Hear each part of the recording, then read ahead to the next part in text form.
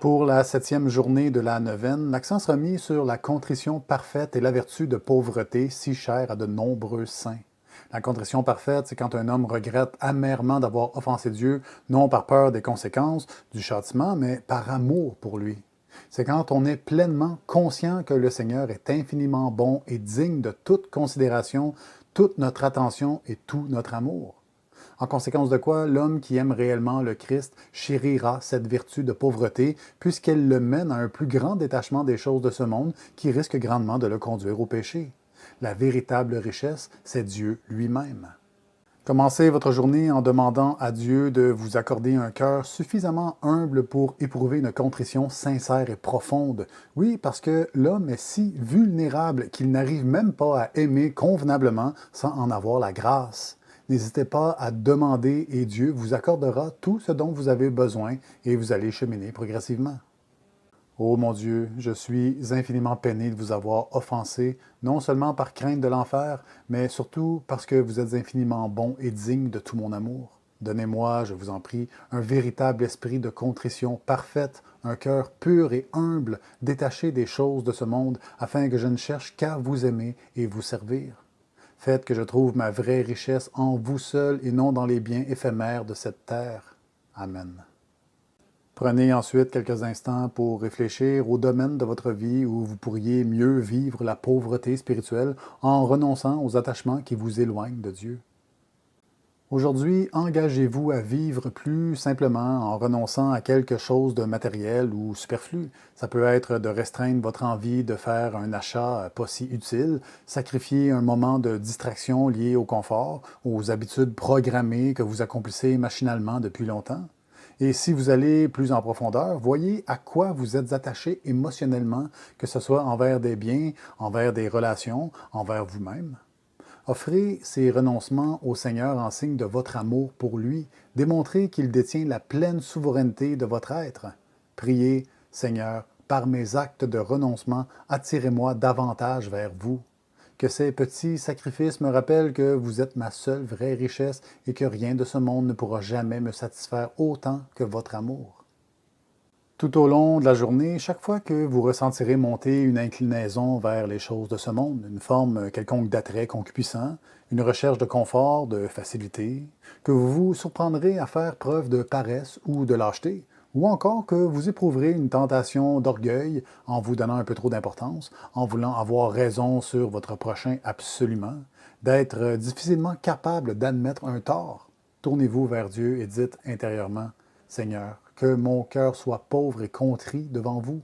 Détachez-moi de tout ce qui n'est pas vous. Ça vous aidera à prendre conscience de vos attachements et à pratiquer un esprit de pauvreté. Une pauvreté de vous-même et donc une richesse plus grande dans le Seigneur. Ici, comme d'habitude, il ne faut pas craindre de se regarder en face et de se confronter en vérité. Certainement que vous portez tout un tas d'attachements et s'ils ne sont pas d'ordre matériel, ils peuvent être psychologiques. À cause de notre nature charnelle et de la tendance naturelle à s'identifier à celle-ci, il y a dans chaque homme beaucoup de conditionnements opérants qui viennent parfois de loin, de votre enfance, de vos relations parentales, surtout si elles n'ont pas toujours été positives, ou de certaines expériences marquantes, voire traumatisantes, des blessures reliées à des expériences éprouvantes sur le plan affectif. Toutes ces choses peuvent vous garder captif d'une certaine manière par le conditionnement de vos façons de réagir aux événements. Et si vous êtes trop conditionné, vous êtes également très prévisible et donc facilement manipulable pour les esprits déchus qui rôdent comme des lions pour vous dévorer tout cru, soyez-en certains. Dans un moment de calme, lors d'une pause par exemple, faites cette prière de Saint François d'Assise, modèle de la pauvreté évangélique. Seigneur Jésus, vous avez dit, bienheureux les pauvres en esprit, car le royaume des cieux est à eux. Faites que je trouve ma joie dans la pauvreté de cœur en renonçant à tout ce qui me détourne de vous. Apprenez-moi à me contenter de ce que vous me donnez et à vivre simplement en gardant mon esprit et mon cœur tournés vers les biens célestes. Amen. Souvenez-vous que les prières au milieu du jour sont importantes pour demeurer dans le bon état d'esprit, dans le cœur du Christ. Alors, ne négligez surtout pas ça. Si vous ne faites pas attention, le monde vous entraînera très rapidement dans son tourbillon de confusion. Fidèle désormais à vos bonnes habitudes, du moins je vous le souhaite parce que seuls les fous sont au-dessus de ça, le soir venu, faites votre examen de conscience. Revoyez si vous avez vécu pauvrement et dans la crainte de Dieu aujourd'hui. Demandez-vous, me suis-je détaché des biens matériels pour vivre plus simplement?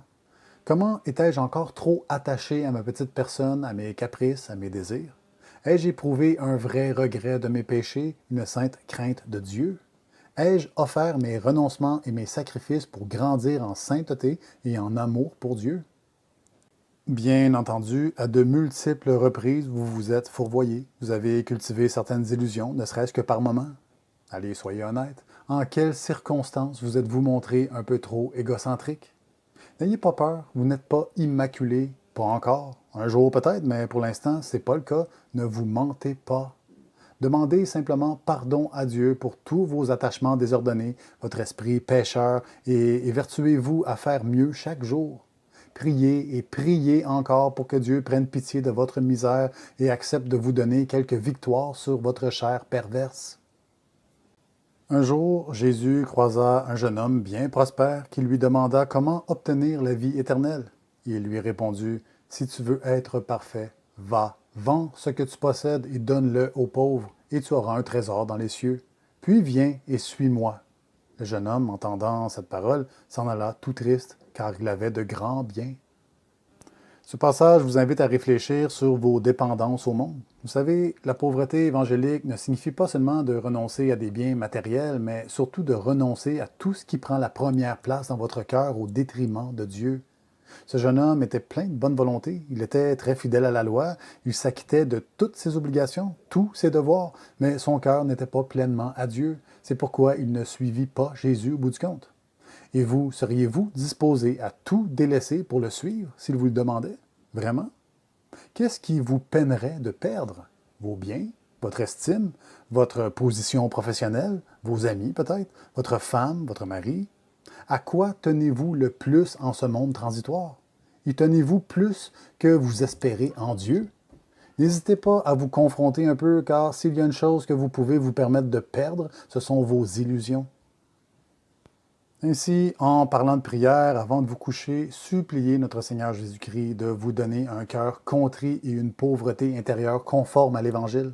Priez pour sortir de votre tiédeur et vivre à l'image des vrais chrétiens qui ont donné leur vie pour la gloire du bon Dieu. Seigneur, je vous demande pardon pour tous mes péchés, non par crainte du châtiment, mais parce que je vous ai offensé, vous qui êtes infiniment bon et digne de tout amour. Détachez mon cœur des richesses de ce monde et donnez-moi de me contenter de vous seul. Que la pauvreté de cœur et la contrition parfaite me guident toujours vers vous, source de tout bien. Amen. Que Dieu vous bénisse.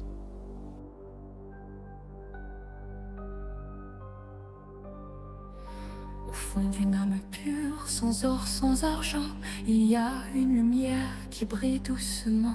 Les trésors du cœur sont des pierres précieuses qui brillent plus fort que toute vanité dispendieuse.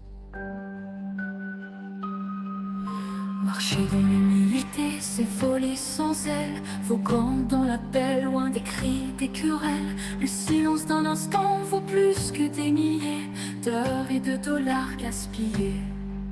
La folie d'un monde brillant de faux diamants n'a que du soufre, de l'immonde, l'éclat d'un seul instant. Vivre pour autrui, c'est la vraie liberté. Donner son cœur et non sa poche blindée. L'amour est une richesse que nul ne peut censurer. Elle grandit chaque fois que tu donnes sans compter. Pourquoi courir après ce qui ne dure pas? La paix, ce don céleste du grand roi. La richesse de la vie se trouve dans le cœur, non dans l'éphémère du